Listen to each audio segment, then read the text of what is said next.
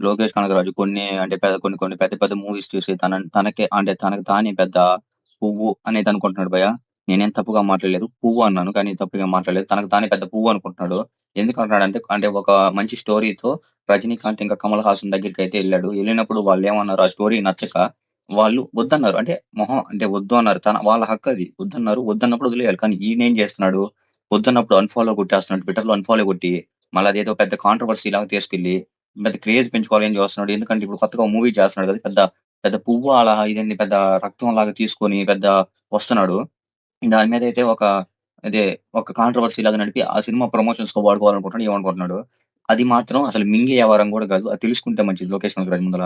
వాళ్ళు పెద్ద super stars. అంటే కమల్ హాసన్. కమల్ హాసన్ అంటే చిన్న పిల్లోడికి కూడా పేరు తెలియకపోవచ్చు. కానీ పేరు ఖచ్చితంగా తెలిసిద్ది. రజనీకాంత్. ప్రతి ఒక్క తెలుగు, తమిళ్, కన్నడ, హిందీ ప్రతి ఒక్కడికి రజనీకాంత్ అంటే తెలుసు. అలాంటి హీరోస్‌తో పెద్ద సూపర్ స్టార్ హీరోస్‌తో అసలు ఈడు గొడవ పెట్టుకునేదేంది నాకర్థం కాదు. అసలు మెంటలోడా, మంచోడా అని నేనైతే అనుకుంటున్నాను భయ్యా. ఇంకా దీని మీద పెద్ద కాంట్రోవర్సీ అయితే చేస్తున్నాడు. ఇదంతా మింగే వ్యవహారం అయితే కాదు. దీని మీద ఏమన్నా అప్‌డేట్స్ అయితే ఉంటే మాత్రం మీకైతే ఇస్తాను. వీడియో నచ్చితే సబ్‌స్క్రైబ్ చేయండి. బెల్ ఐకాన్ ప్రెస్ చేయండి. లైక్ బటన్ కూడా ప్రెస్ చేయండి. అలాగే బెల్ ఐకాన్ ఖచ్చితంగా ప్రెస్ చేయండి. చాలా మంది రీచ్ అయినా కొంచెం సపోర్ట్ ఉండిద్ది. అంటే సబ్‌స్క్రైబ్ చేయండి. ఇంకొంచెం మరి సపోర్ట్ వచ్చిద్ది.